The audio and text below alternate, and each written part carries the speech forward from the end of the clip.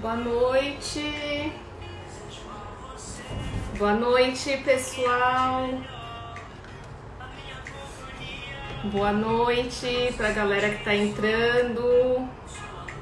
Uma excelente noite aí pra todo mundo. Boa noite, boa noite, boa noite. Vou esperar um pouquinho aí a galera entrar. Gente, boa noite, mais uma vez, muito obrigada por estarem aqui presentes. Gratidão para todo mundo que acompanha aí as nossas lives, que comenta, que curte, compartilha. Então bora compartilhar, bora enviar aviãozinho aí para os amigos. Hoje a nossa live tá muito especial. Muita gratidão receber esse professor aqui. Ele foi meu professor no meu MBA de gestão de negócios e desde quando eu tive aula com ele me despertou assim um interesse sobre inovação, tendências, futuro. Acabei indo para uma área, né, na instituição financeira que eu trabalhava, que era de inovação, porque depois que eu conheci esse mundo eu me interessei bastante e desde lá eu sigo ele e a gente já se encontrou algumas vezes em eventos. Então, eu vou trazer aqui para vocês o Luiz Rasquilha. Vou abrir aqui para ele entrar na live. E aí ele vai contar um pouquinho aí para vocês, né? Vou pedir para ele contar um pouquinho da história dele e também do nosso tema hoje, né? Que é um tema voltado para a educação. Que aí ele vai contar pra gente aí os estudos que foram feitos, quais as tendências, né, na educação pós o Covid-19, pós toda essa pandemia, esse momento que a gente está vivendo. Deixa eu compartilhar aqui para todo mundo.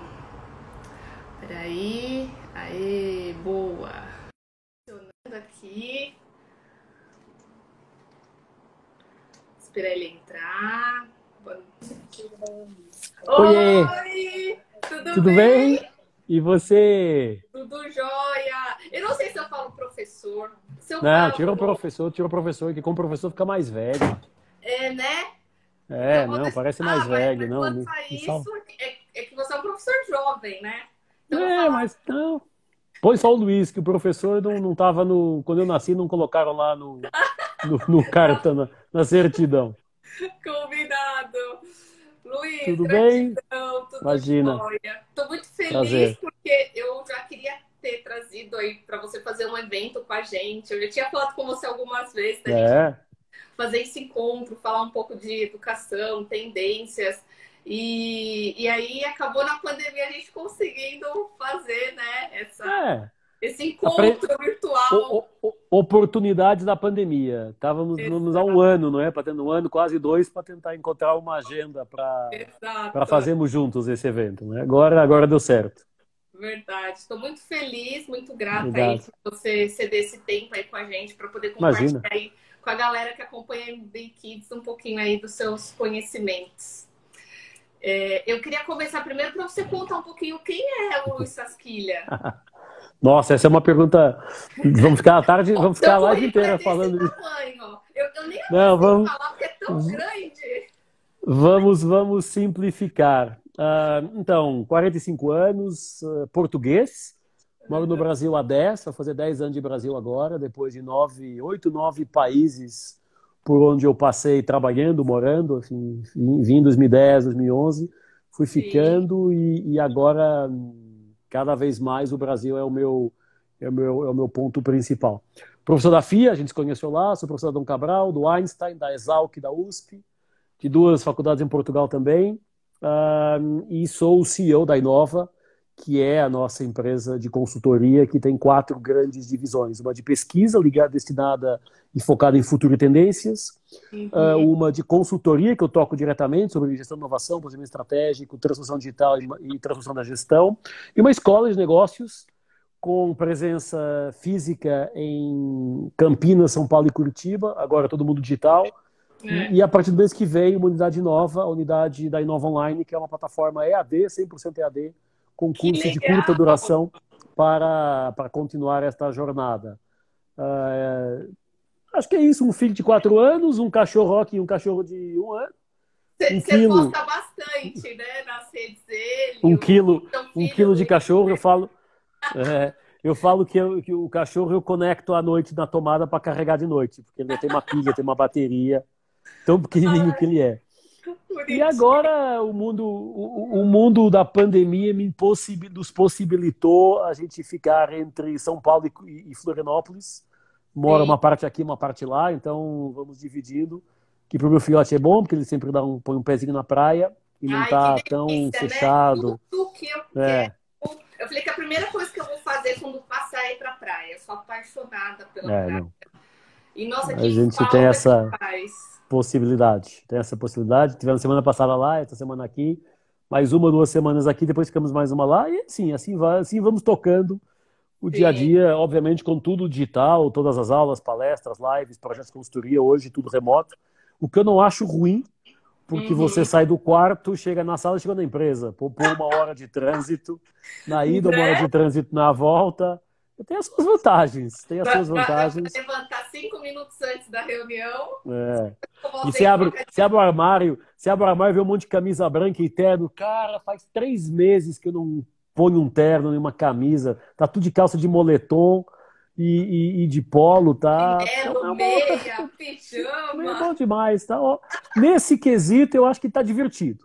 Apesar É, de ser por uma situação delicada, obviamente, mas tem sido um aprendizado legal. É isso, acho que fazendo uma história curta, não uma história longa, uma história curta. Esse sou eu aqui tocando o dia a dia no Brasil, um fã do Brasil, também de Portugal, mais crítico hoje de algumas coisas que Portugal tem, mas é assim, e aqui também as críticas vão fazendo, mas a principal é que o brasileiro tem muito baixa autoestima. O brasileiro acha que aqui é tudo uma merda e o que é bom é o que vem de fora. E depois de é 9 países, verdade. depois de passar por 9 países, não tenho essa opinião. Acho que, como todos os lugares do mundo, o Brasil tem coisas boas e coisas ruins, como qualquer lugar do mundo, não há lugar perfeito, Sim.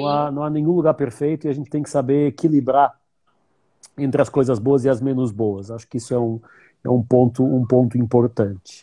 É Mas acho que é legal isso. você falar isso, porque realmente a galera fala, não vejo a hora de sair do Brasil, eu quero sair do Brasil, eu quero ir pra fora, tal. Então, E aí nunca aí teve uma eu, experiência, né? Que nem você passou por 9 países. Hoje você pode dizer com propriedade, putz, gosto do Brasil, é aqui, é, cá. é sempre aquela pergunta, quando falar, o Brasil é muito ruim, eu quero ir para fora. Eu pergunto, você vai para onde? Porque Hum, dependendo da lente que você coloca, eu posso elogiar ou destruir qualquer escolha. Ah, eu vou para os Estados Unidos. Tá bom. Você sabe dos Estados Unidos, a criminalidade no shopping centers é muito maior que no Brasil, por exemplo. Ah, não sabia, então é bom saber. é, Ah, eu vou. Por exemplo, porque nos Estados Unidos, de repente, você tá no shopping com o teu filho tomando um sorvete, entra um cara achando que é o Batman ou o Rambo ou o que for, atirando em todo mundo. Acontece todo mês. No Brasil, isso não acontece. é. Então, não estou dizendo Uhum. que aqui é melhor do que lá, ou lá é melhor que aqui. É diferente, precisamos ter um pouquinho da lente. Quando falar, o Brasil é muito violento. Qual é a lente que você coloca? É a Dinamarca ou é a Síria? Porque dependendo da lente, então temos que Com ter sempre. certeza. Temos que ter sempre. Como você vê, eu tô mudando aqui porque o meu cachorro está pulando de um lado para o outro. Fica tranquilo. Ó, trocou de lugar. Você Ele é agora muito trocou para o outro lado. lindo. É, ó. Vai, Blu, Blu. Ai, que fofo. Então depende muito da lente. Não é nenhum paraíso. Temos muita coisa para melhorar aqui, muitos desafios no Brasil e acho que cada um de nós como gestor, empreendedor, profissional, empresário, o que for, tem a sua cota parte de responsabilidade. Não podemos achar que os governos, não só do Brasil, mas no mundo, vão resolver a nossa vida. Porque não vão. Aliás, o meu irmão tem uma frase que eu adoro, ele fala, se não puder ajudar, atrapalhe. O importante é participar. E eu acho que às vezes, e especificamente no quesito Covid, está todo mundo atrapalhando mais do que ajudando, porque está todo mundo perdido.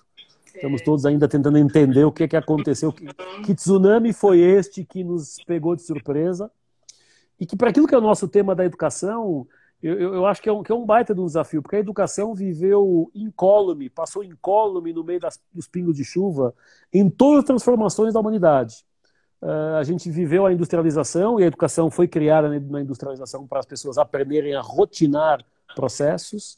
E daí para cá não teve muita mudança. Hoje, a educação talvez seja dos mercados que está debaixo de maior transformação, e não só pelo Covid. Essa mudança começou há muito tempo, começou há 10 anos.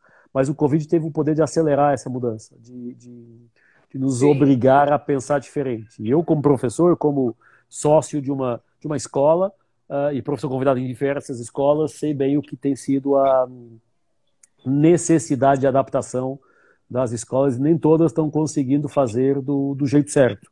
Porque está todo mundo aprendendo. Esse é um baita de um desafio à educação, que para mim é o pilar estratégico de uma sociedade. É aquilo que sem o qual tudo o resto você pode jogar fora. E precisamos colocar na pauta esse tema. Leva tempo, porque são gerações, não é? Levamos tempo de gerações. Até o meu filho de 4 anos chegar lá à empresa no dia que ele trabalhar X, vai levar mais 20 anos, até os teus filhos idem, mais 10, e leva tempo. Mas é uma...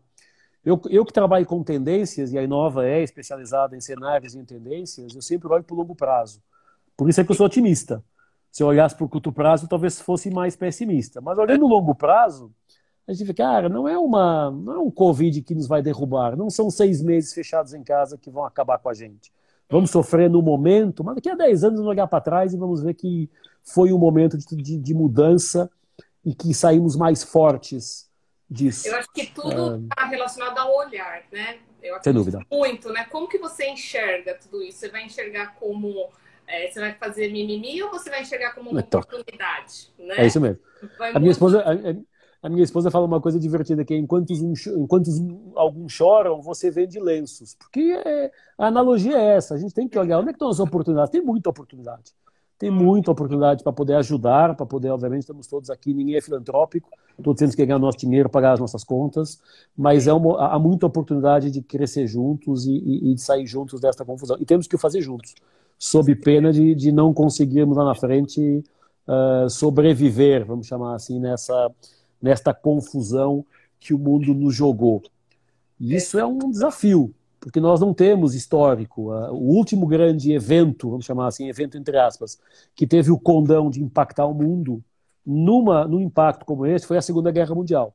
Não tivemos outro depois disso. Então, nós não somos dessa geração. Tenho uma avó com 97 anos que viveu isso. Ela estava em Portugal não entrou na guerra, então de longe, mas não temos no nosso referencial humano, nossa geração mais nova, até a nossa geração dos nossos pais, um referencial de mundo parado, de economias travadas, porque o último foi a Segunda Guerra Mundial. E agora temos um Covid que fez a mesma coisa em muito pouco tempo e que nos obriga a reequacionar de tudo um pouco, a tentar entender o que é que faz mesmo sentido e para onde é que vai a nossa operação, o nosso dia a dia. Eu ia até perguntar, antes da gente entrar assim, no foco da educação, como que você enxerga esse cenário assim, geral, pós-Covid? Os estudos que vocês fizeram? Olha, a gente tem vários estudos publicados, acho que você tem seguido um ou outro, pelo menos. A gente tem um sobre 10 tendências pós-Covid, tem um sobre 10 dicas práticas pós-Covid, vamos lançar um agora sobre transformação da gestão, o quanto as empresas... E a pergunta que eu sempre faço é, se os negócios mudaram e todo mundo sabe, por isso é que temos todos os cases, o Spotify, o Airbnb, já começa a ficar chato falar desses cases, mas o fato é que se os negócios mudaram e nós sabemos disso, por que a gestão não mudou ainda? Por que a educação não mudou ainda? E essa é uma jornada que nós estamos abraçando agora, a partir deste ano, para levar um pouco para frente essa discussão. O que a gente vê?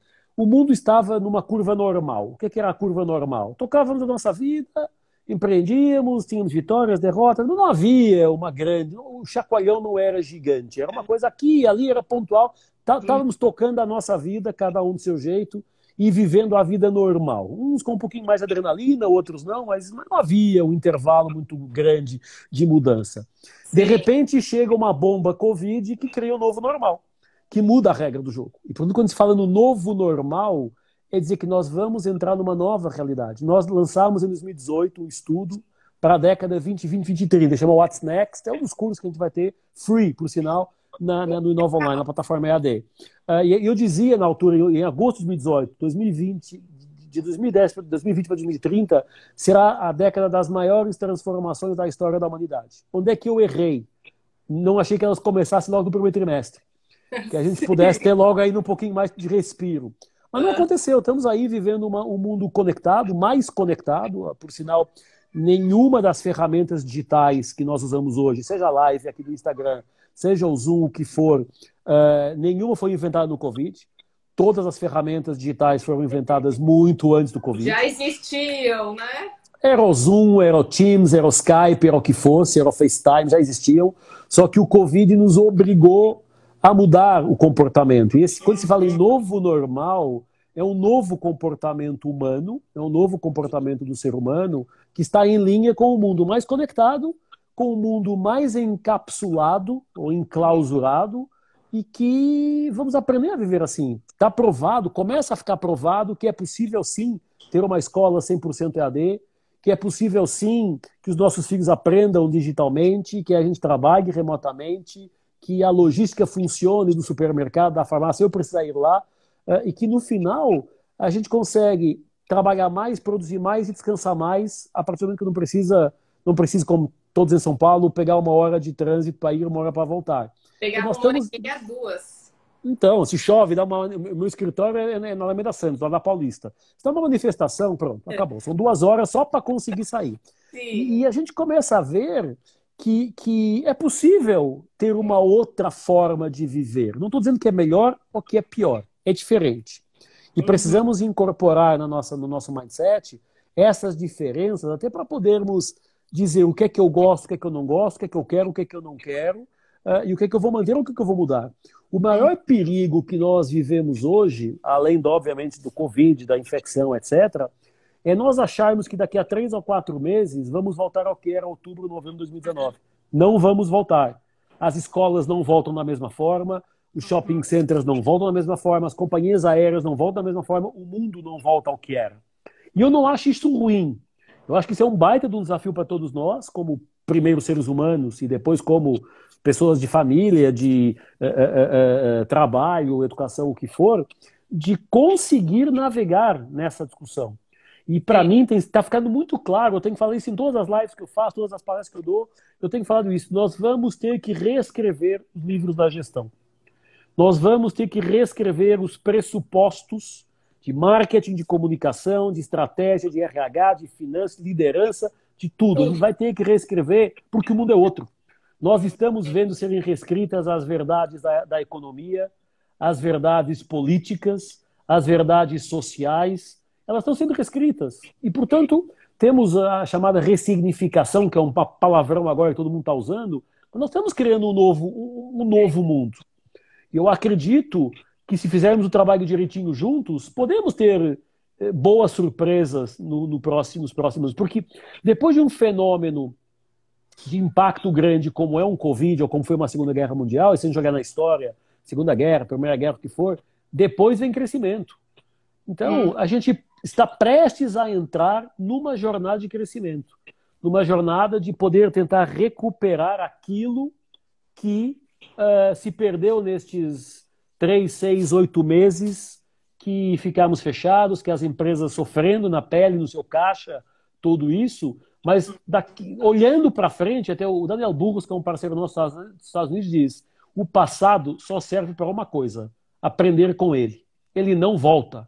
Então não adianta ficar olhando para o passado. Ah, mas o ano passado, ah, mas o mês passado, ah, mas no meu tempo. Não volta. Então, já que a gente vai ver o resto da vida no futuro, vamos olhar para frente. Vamos ver o que a gente pode tirar de oportunidades de tudo isso. Então, que aprendizado nós podemos ter?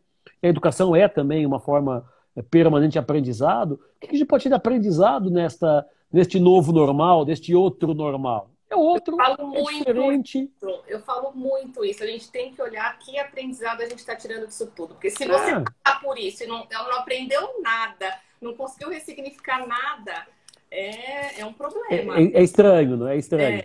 Porque, claro, temos que ter atenção, temos que ter cuidado. Ainda o pico ainda não foi ultrapassado. Infelizmente, o Brasil ainda não está podendo dizer que o pico foi ultrapassado. Eu me parece, do que eu vou vendo, que sim, mas não estamos ainda no momento de festejar rigorosamente nada, embora já se veja uma luz no fundo do túnel, e não é o trem vindo, é o fim do túnel mesmo. Então, porque às vezes a luz no fundo do túnel pode ser o trem, mas eu não acho que seja. Acho que estamos caminhando para, nos próximos 2 meses, 3 meses, nos livrarmos disso. Mas não podemos achar, não podemos cometer o erro de que, pronto, está resolvido, está resolvido. Se a gente olhar para as tendências, dá um exemplo muito claro que a gente tem usado ultimamente, se olharmos para as tendências, há uma tendência que nós mapeamos muito, que é a alteração climática. A alteração climática não necessariamente é aquecimento global, é a alteração climática. Estou sendo aqui atacado pelo... O que foi? Posso trabalhar um pouquinho? Ele quer participar. Ele quer participar. E quando você olha para a alteração climática, ele está tirando meu fone de ouvido, como você vê. Ele está querendo tirar meu fone de ouvido. E tá comendo uma chupeta do meu filho também. Coisa aqui está difícil. Quando você olha para a alteração climática, possivelmente na próxima década nós podemos ter um aquecimento de 1 a 2 graus. É possível que isso possa acontecer. Se 1 grau ou 2 graus aumentar na temperatura média mundial, o impacto que isso tem nos polos do degelo é o suficiente para libertar na natureza de 1.000 a 1.500 bactérias novas desconhecidas pela humanidade. Se nós já estamos preocupados com uma só chamada Covid, imagina o que pode vir aí pela frente. Então, é aquela coisa, não achemos que está resolvido. A gente vai viver momentos muito mais desafiadores. Vamos, como ser humano, vai conseguir passar por eles, com dificuldades, com acertos, com derrotas, vamos passar por eles. E aí, é muito aquela mensagem por isso que eu sou otimista. Olhando para o médio e longo prazo, nós, todos daqui a 50, 80 anos, vamos estar todos aqui. Nós vamos viver 150 anos. A expectativa de vida vai chegar a 150 anos. Caramba. Então, há uma teoria que diz que se você não morrer até 2025, vai ser difícil morrer depois disso. Então, segura a onda. A tecnologia, a saúde, a medicina, a tecnologia vai estar tão avançado que, cara, você não vai morrer. Você vai substituir. Você substitui um fígado por outro, um pulmão por outro, um olho por outro, uma parte do cérebro, você não vai morrer. Então, segura a onda, se comporta até 2025 e depois você pode liberar geral. Adorei saber, beleza. E eu acredito, pelo trabalho que a gente tem feito, estudado, pesquisado, enfim, discutindo muito com diferentes fontes, isso é uma realidade. A expectativa de vida está aumentando, nós vamos durar mais tempo, apesar de termos que lamentar, obviamente, todos os infectados, todos os mortos, mas há um tempo um amigo meu dizia, cara, quando uma pessoa morre é um óbito, quando 10 mil morrem é uma estatística. Pela frieza dos números, a gente vê que tem fenômenos muito mais complicados no mundo que o Covid. Ele é complicado, mas tem alguns piores. Então temos que também relativizar, não é menosprezar, mas relativizar o momento. Nós somos pegos de surpresa, não há um tratamento ainda comprovado de eficácia, mas não podemos ficar avestruz enfiando a cabeça na areia esperando que a tempestade passe. Ela não vai passar. A gente vai viver numa tempestade. O novo normal é uma tempestade. E, portanto, precisamos de saber viver nessa tempestade. E aí, talvez fazendo um gancho para o nosso tema, me parece que a educação é uma área core, é uma área estratégica. Tanto que nós temos uma área, boa aposta da companhia hoje, desde sempre, é a educação.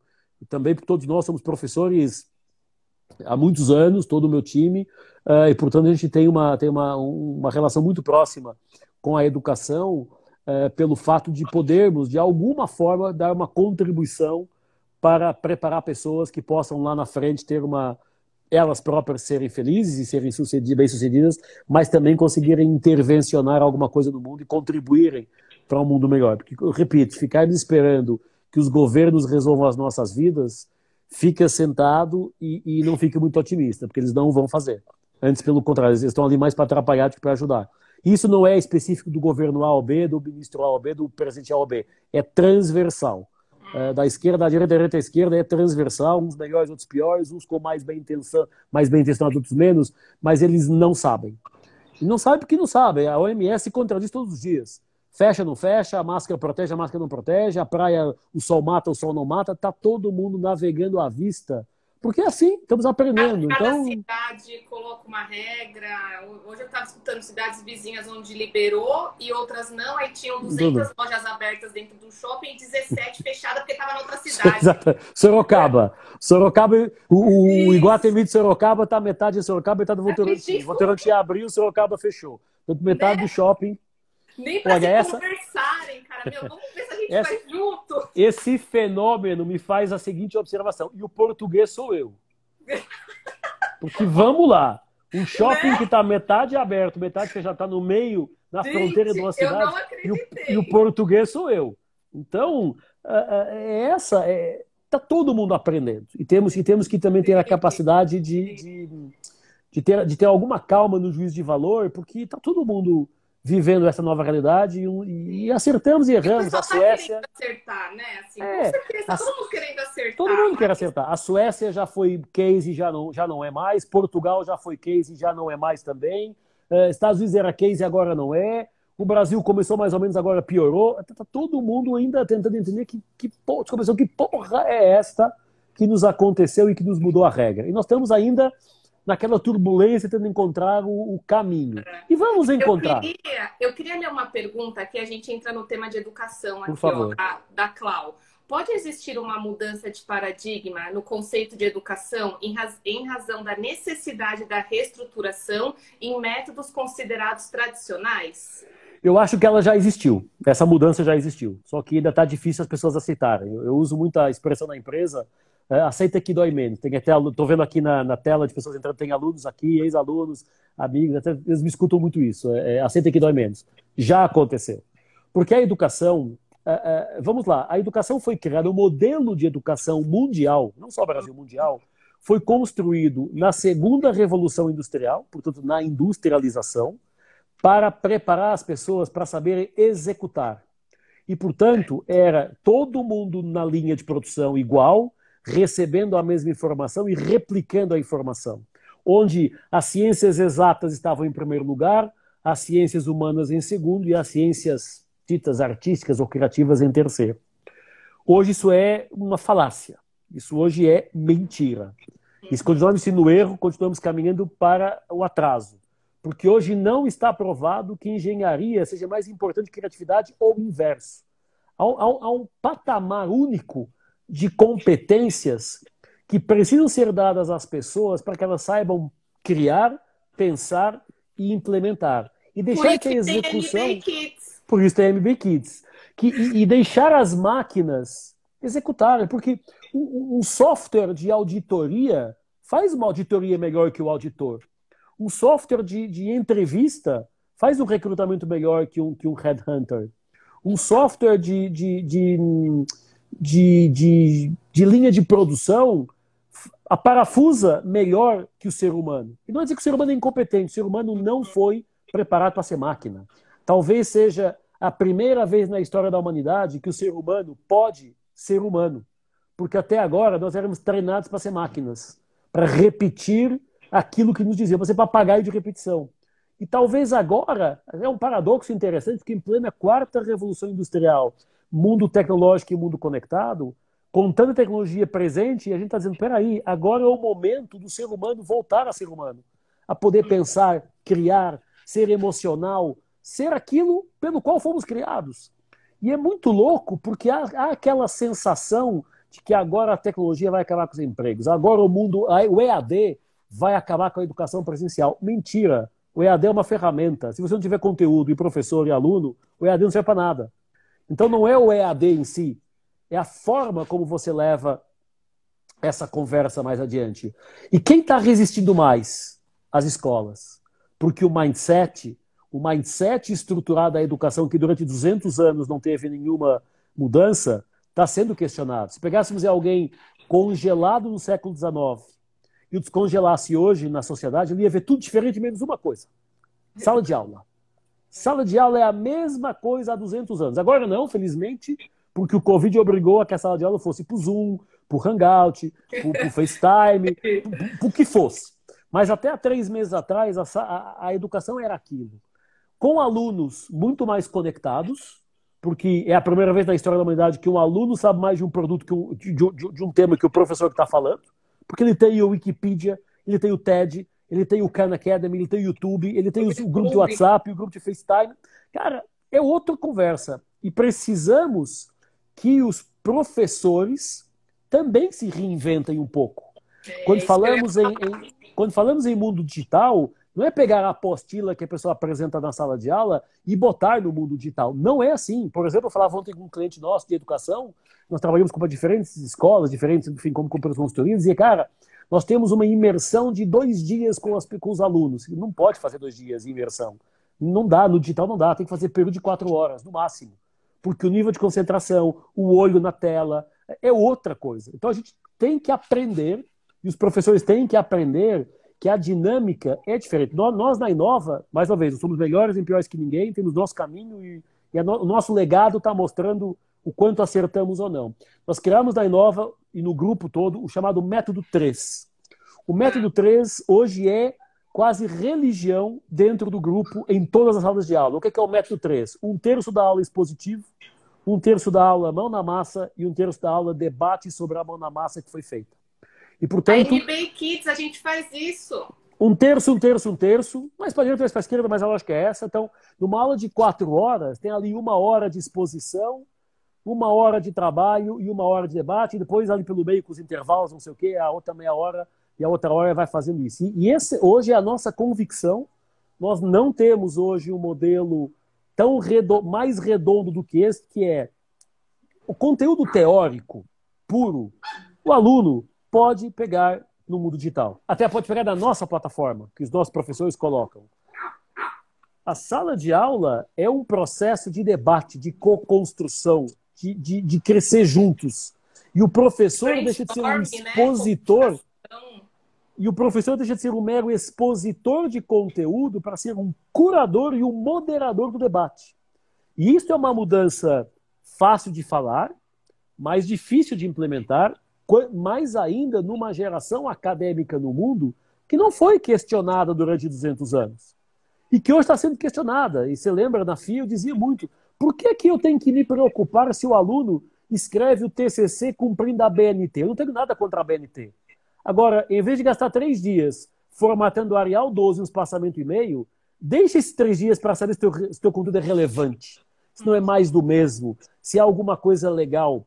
Na Inova, tem aqui um ou outro aluno da Inova que eu já vi entrando aí, eles sabem, projeto de MBA com mais de 20 páginas, eu não leio. Porque eu não quero encher linguiça. E esse é o nosso desafio. Deixa eu te falar, geralmente é um mais de 100, né? É o quilo. Se não tiver 100 páginas, não vai. Não vai para a apresentação, é o quilo. Não é o quilo, é o conteúdo. Isso está mudando. Os alunos estão questionando, os professores estão se atualizando também, temos que também falar a verdade, mas leva tempo. Então tem essa pergunta da Cláudia, acho que foi isso, se eu acho que vai mudar, já mudou. Já mudou. E quem quiser, e quem achar que daqui a 1, 2, 3 meses volta à sala de aula expositiva pura, está caminhando para a desgraça, porque não vai acontecer. O aluno, a gente apresentou um documento sobre o futuro da educação, as 6 tendências para a educação e a timeline da educação para 2050. E eu coloquei lá, o time, não sou eu, obviamente, mas há um time de pessoas trabalhando e eu contribuo, que ou as universidades se reinventam ou vão ser substituídas pelas universidades corporativas. Porque eu vou querer estudar na universidade da Apple, na universidade da Natura, na universidade do Bradesco, na universidade do Itaú, na universidade da Magazine Luiza, porque é quem faz acontecer, na universidade da Boeing ou da Embraer, porque... Vamos para lavar aqui o Blue Mordeu, por favor.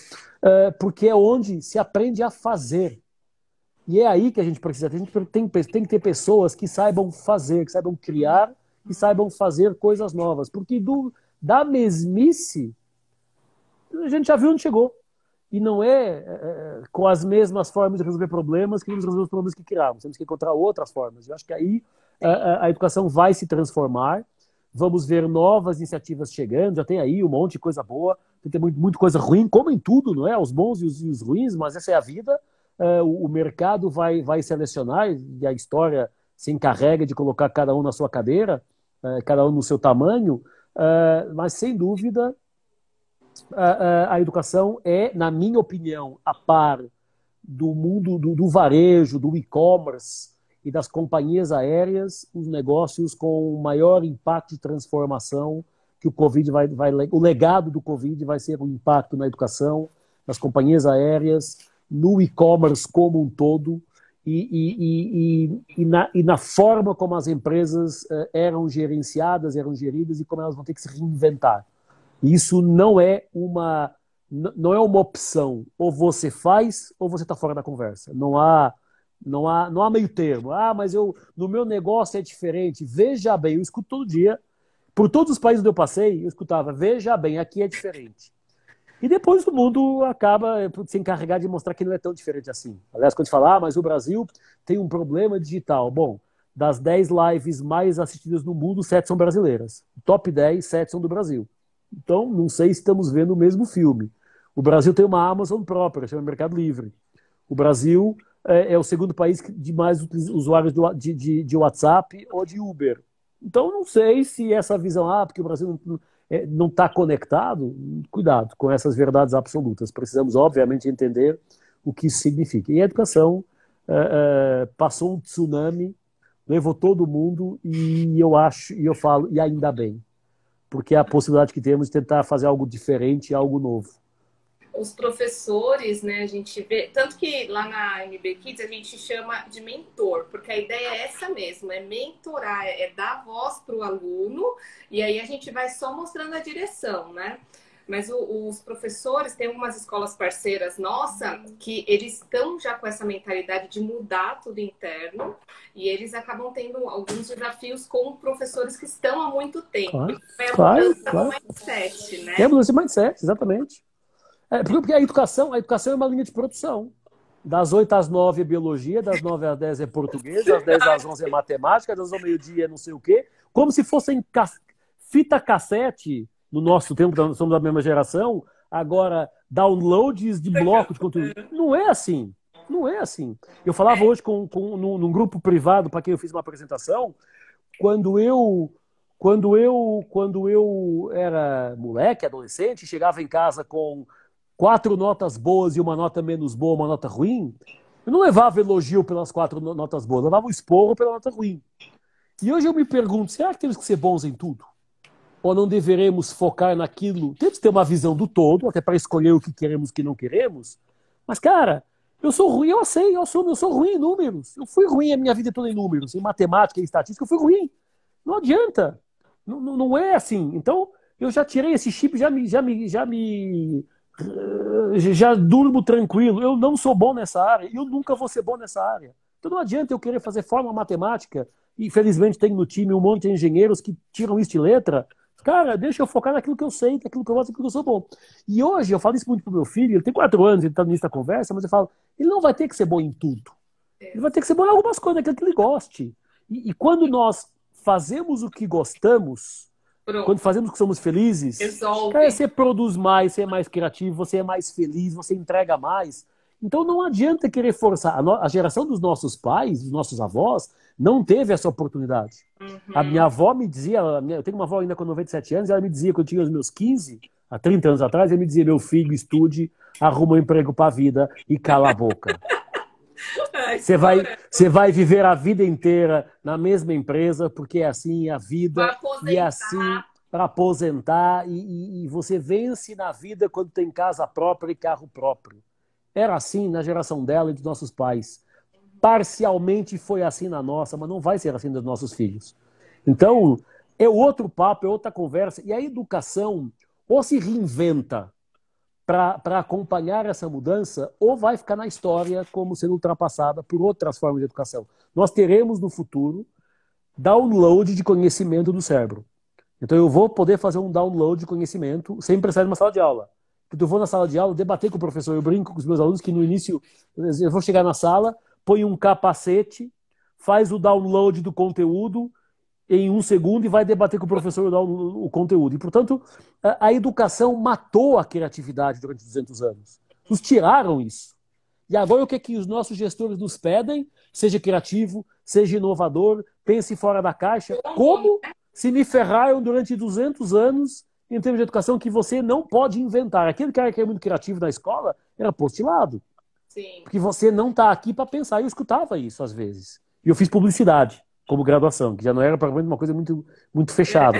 Então, é um baita de um desafio. Eu sou professor por acidente, agradeço até hoje a Paula, ao professor que me trouxe para este mundo como convidado, e até hoje sou convidado, não sou residente em lugar nenhum, sou convidado de universidades, porque a educação precisa se reinventar. Sob pena de ficar fora da conversa. Não há aqui nenhuma... O Olimpo da educação chegar a uma conclusão que não era tão Olimpo assim. E o Sim. mundo é esse. O mundo é esse. E quando você fala, né? Eu gosto muito de falar isso, né? Da gente fazer o que gosta. Hoje eu participei de uma entrevista, eu falo sempre, toda vez isso, né? Por que que as aulas são legais lá com a gente? Porque a gente traz os temas que as crianças gostam. Eles escolhem aquilo que eles querem Isso é trabalhar. legal. Qual Isso é é o legal. projeto? O sonho, né? A gente usa muito sonho, porque dependendo da Sim, faixa etária, a gente na vai mais faixa pro sonho. etária. E aí, o que que é legal? Porque eles escolhem. E em cima do tema que eles escolheram, que a gente vai desenvolvendo o conteúdo, a prática e depois a experiência ali, debate, da conversa, brainstorming. Então, fazer o De que forma. gosta. É isso, é isso. De forma meio desorganizada. De forma meio desorganizada, eu faço isso com meu filho. Meu filho está, obviamente, tendo aula. Tá tendo aula. Não vai aula nenhuma porque ele não consegue ficar mais que 3 minutos quieto na frente da Ele tela tem 4 com as anos, professoras, tadinho. né? 4 anos. Eu vou até tentando uma conversa agora com a escola sexta-feira para a gente entender que dinâmicas. Mas, cara, nesta pandemia, o Luiz Guilherme aprendeu a fazer pizza com a mãe. É lindo. Amassar. Tem um monte de fotos dele no meu Instagram. Amassou pizza. Então, será que vai virar chefe? Não sei, mas aprendeu a fazer pizza, aprendeu a lavar a louça, aprendeu a desenhar com guache, aprendeu os números com post-it, foi aprendendo coisas. Uhum. De forma ainda desorganizada, desordenada, mas com 4 anos eu tô zero estressado com isso ainda. Com certeza, só tem Mas, 4 mas putz, não tem nenhum estresse. Sabe uma letra ou outra, fala umas coisas em inglês e vai tocando a vida dele e vai aprendendo coisas. Descobriu agora, super legal, as conchas na praia. Então a gente senta, brinca com a concha. Então são diferentes coisas. Será porque ele gostou de concha vai ser geólogo? Talvez não. Porque ele gostou de pizza vai ser anos. pizzaiolo? Talvez não. Mas, cara, mas deixa descobrir. Tem Deixa que dar descobrir. Não, oportunidade de experimentar, né? O que a gente não fala. engessa, não engessa, porque às vezes a gente fala, se a família é uma família de advogados, você tem que ser advogado. Se a família é uma família de médicos, você tem que ser médico. Eu tive a sorte dos meus pais, que eram profissionais de seguros, dizer, cara, faça o que você quiser na sua vida. Então, na lógica, o meu tatravô, o meu bisavô, o meu avô e o meu pai trabalharam em seguros. Então, pela lógica, eu seria um corretor de seguros. Não Sim. sou, trabalho com companhias de seguros, tenho muito projeto com oxigênio, tá aí o Tononos vendo hoje, com oxigênio, com a Porto e por inerência, com a Liberty, com a Mafre, com a CNSEG, com a Confederação, com o Sindicato de Corretores de Seguros. Eu falo, eu nunca trabalhei em seguros, mas os seguros sempre andaram aqui junto do meu radar. Ficava Mas na sacola. na minha cola, mas naturalmente eu seria um corretor de seguros, porque meu pai foi corretor de seguros, meu avô corretor de seguros, meu bisavô corretor de seguros. Mas eles disseram, seja o que você quiser. Isso Isso é é muito importante. importante. Isso é importante ter essa consciência e essa vontade de dizer, cara, faz o que você quiser. Faça o que você. Obviamente, tente encontrar um rumo que te permita ser autossuficiente. Lógico. Porque depender dos pais até os 40 anos, desculpa, não rola. Rola, com Mas não certeza. rola. Mas encontre o seu caminho que não tem que ser o meu. Não é porque eu fui publicitário ou que eu sou hoje consultor da área de inovação que ele tem que ser. Ele tem que ser o que ele quiser. E eu acredito e espero que a escola, ou as escolas, quando ele passar, com a minha ajuda, com a ajuda da mãe, a gente consiga ajudá-lo a descobrir o que ele quer ser. Eu não tenho a menor. Eu até hoje não sei como é que eu vim parar nem a publicidade, nem a inovação. Mas é que na nossa época a gente fazia a faculdade para ter um currículo lá. E Qualquer coisa, né? quantas pessoas não fizeram faculdade e nunca atuaram na vida? Na vida, só para ter uma Muita. coisa. E é muito louca a minha história em publicidade. Eu fui fazer publicidade para fugir dos números, para fugir da matemática. Mais uma vez, ela que me persegue desde que eu era criança. E eu fui fazer porque em Portugal, o Enem, que aqui seria o Enem, lá chamava prova de aferição de conhecimento. E era matemática nacional. E eu fui fazer a minha prova de matemática, sofrendo, porque eu não estou entendendo nada daquilo. E as notas, a escala de nota da avaliação em Portugal é de 0 a 20. Com 10 você passa e daí para cima, beleza. Aqui é de 0 a 10, mas enfim. E eu fui ver a minha nota, eu tinha tido 16. Nossa, eu não entendo nada de matemática. 16, o que aconteceu? Só que a escala na aferição era de 0 a 100. Eu tive 16%, que era a pior nota do país. Eu estava no top 5 dos piores. Isso me marcou, aos 18 anos, marcou assim, ferrou. Trauma, Eu, né? O trauma, eu não posso fazer gestão, se eu fizer gestão, eu nunca vou sair da faculdade. Fui fazer publicidade, porque gostava de comerciais, de anúncio, etc. E pronto, me dei bem, fui um excelente aluno, acho que fui um publicitário de sucesso na carreira que tive nas agências e segui a minha vida por outro caminho. Mas a gente tem que ter essa consciência de onde é que eu estou, onde é que eu não estou, onde é que eu sei, onde é que eu não sei. Com o MBA, depois eu resolvi isso. Legal. E com o MBA eu resolvi o trauma depois de estatística, eu resolvi. Mas não me peçam para fazer muita coisa nessa área que eu não gosto, não. Eu também não, eu sou de humanas total. Mas os pais, né, a gente fala muito isso também, né? Tem que ajudar, né? Os pais têm que escutar, têm que incentivar, deixa eles serem criativos, não fica podando, né? Isabel, se não puder ajudar, não atrapalhe, pelo menos. Verdade. Se não puder ajudar, não atrapalhe. Os pais têm que ajudar, mas se não conseguirem ajudar, não atrapalhem. Já é um caminho gigante para a conversa. Mas, obviamente... ainda criança falando, você é médico, minha mãe é médico, meu pai é médico, meu avô é médico. Será que aquela criança realmente quer ser médico? 9, 10 anos, fala, quero ser médico, porque minha... Mas ele já fala, eu quero ser médico, porque minha mãe é médica, meu pai é médico.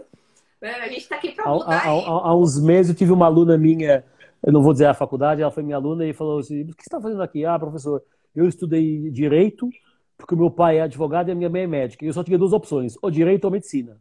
Nossa. Mas não tinha autorização para fazer nada. Bom, mas agora que você é maior, vacinado e formado, o que você vai fazer? Não, agora eu vou fazer um ou 2 anos de Direito e depois vou fazer outra coisa totalmente diferente. Queria estudar outra coisa diferente. Cara, não vale a pena forçar a barra, porque as pessoas vão ser infelizes e mais do que serem infelizes, não vão ser bons. E ao não serem bons, também ferram com os outros. Se você quiser pular da ponte, até pule, mas não me leve com você. Vai sozinho. Então, a interação humana também tem que ter em consideração o outro. Então, deixa a galera ser feliz. Deixa a galera conseguir explorar outras áreas. E o teu negócio, o MBA Kids, é para mim um excelente exemplo de empreendedorismo, por um lado, e de coragem, de inovação. Dizer, cara, vamos mudar essa regra do jogo? Vamos lá. Vamos, porque...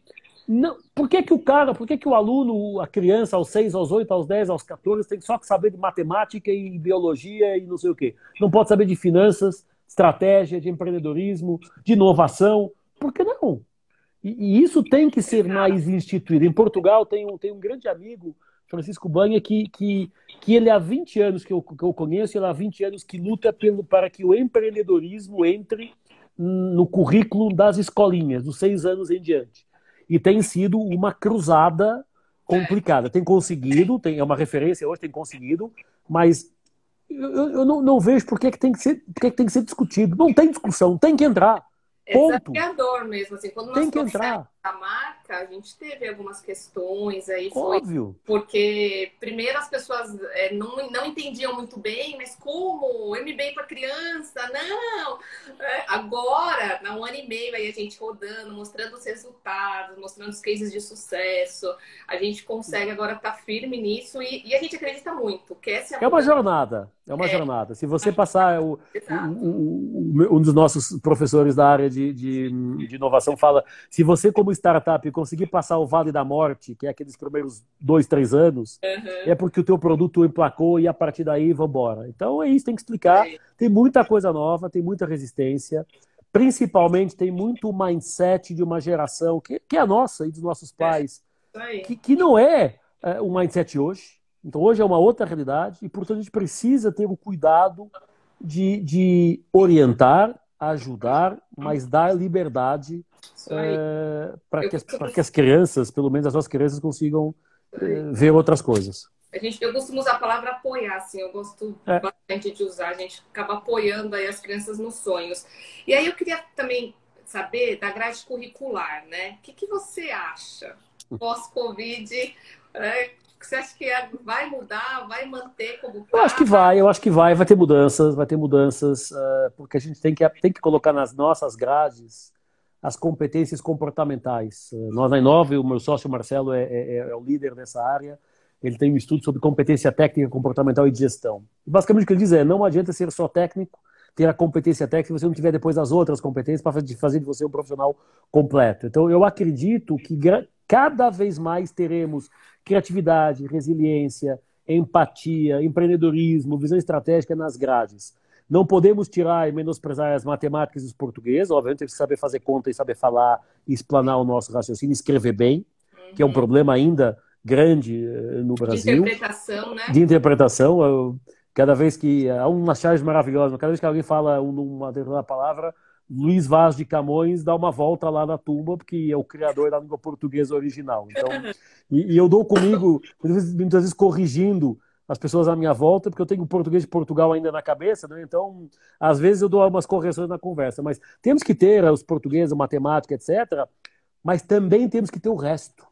A empatia, a cultura, o respeito à diversidade, a cultura geral, a resiliência, a criatividade, a inovação, o correr risco. E eu acredito que as grades curriculares naturalmente vão precisar se ajustar a essa nova realidade.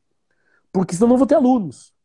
Eu não quero estudar numa escola que só fala português, matemática, biologia, física, química e não me dá um pouquinho de finanças pessoais. Aprende no YouTube, Khan Academy resolve melhor. E não me dá finanças pessoais, planejamento de carreira, resiliência, criatividade, cocriação, colaboração. Então, eu acredito muito que a educação daqui a 3, 5 anos não será a mesma que nós vemos hoje e já não é a mesma como nós víamos há 6 meses, 1 ano atrás. Eu lembro há um tempo atrás... Sustentabilidade aqui também. É importante na questão da sustentabilidade olharmos para o tripé. São 3 pilares. O pilar ambiental, social e econômico. Nós tendemos só a olhar para a questão ambiental. E eu falo, pera um pouquinho. Não fale para uma pessoa que não tem saneamento básico na porta de casa para separar o lixo. É até uma ofensa dizer isso a essa pessoa, porque ela primeiro tem que tratar da sua vida. Então a questão social também é importante. A questão econômica, não adianta vender produtos sustentáveis num preço que ninguém pode comprar. Então temos que trabalhar eu chamo isso muito de perenidade, porque é uma sustentabilidade nesses 3 pilares. E hoje ela é, sem dúvida, parte da conversa. Não tem como... e não é porque fica bonito. Até 2 anos atrás, ser sustentável era chique, era pop, e era um bullshit, desculpa a expressão, gigantesco, porque muitas empresas falavam uma coisa e faziam outras. Hoje, a cobrança do mundo digital e de nós nas redes sociais aumentou nessa conversa, e quem não se comportar vai sofrer na pele, isso mesmo, vai sofrer na pele as represálias de não cumprir as regras, não ser ético, não ser ambientalmente sustentável, socialmente sustentável, economicamente sustentável. E isso também é bom. Eu acho que é um legado bom que fica também deste Covid, a maior exigência, a maior transparência e o maior conhecimento que todos nós, seres humanos, temos sobre tudo. E se pudermos olhar, o Brasil é um país, na minha humilde opinião, case em transformação. Porque a gente veio em 2013, começou com aquele movimento dos 20 centavos na rua, sim. E onde nós chegamos. Olha a mudança que o Brasil está vivendo. E não estou aqui entrando na questão política do partido A ao partido B, estou falando em termos macro. O Brasil mudou. Eu cheguei em 2011, eu vejo um Brasil totalmente diferente de 2019 do que eu vi em 2011. E muito melhor. Com muita coisa para melhorar, sem dúvida. Com muita coisa ruim, sem dúvida. Mas com muita coisa melhor do que era há 5 anos atrás, há 8 anos atrás.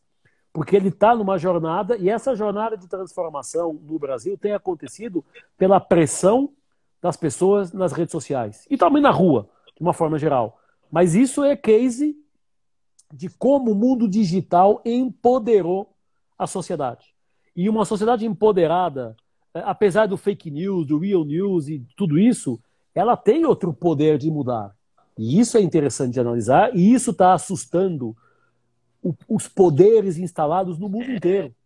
No mundo inteiro, não é só o Brasil, no mundo inteiro. E esse é um desafio. E eu acho que nós temos um papel, eu diria quase uma obrigação como seres humanos, em contribuir para um mundo melhor. Como cada um do seu jeito. Sim. Não precisamos ser todos iguais fazendo a mesma coisa. Não precisamos de todos abrir poços de água na África ou fazer manifestação na rua. Mas eu acho que cada um de nós tem uma corresponsabilidade em deixarmos um legado um pouquinho melhor para os nossos filhos do que aquilo que nós encontramos que os nossos pais já deixam para a gente. Isso eu hoje estou convicto, isso é obrigação. Não é mais voluntariado, é obrigação. Ah, Luiz, mas como é que você na Inova faz isso? Olha, a gente na Inova tem alguns cursos gratuitos, tem alguns conteúdos free, tentamos de alguma forma, dentro do que nós conseguimos, do nosso recurso, contribuir com conhecimento. Outros farão de outra forma. Um banco contribui com grana, um hospital contribui com leitos, um professor, cada um do seu jeito, mas não podemos ficar quietos. Se ficarmos sentados no nosso sofá, vendo Netflix, não podemos reclamar quando a porrada chegar. E ela vai chegar, ela já chegou, e vamos ter mais porradas pela frente. Então, eu acredito que a galera vai mudar mesmo, vai enxergar mais essa questão de ser colaborativo, de poder se doar, e seja qualquer tipo de doação, seja tempo, dinheiro, conhecimento. Né? Eu acredito que a pandemia veio também para trazer essa mudança comportamental.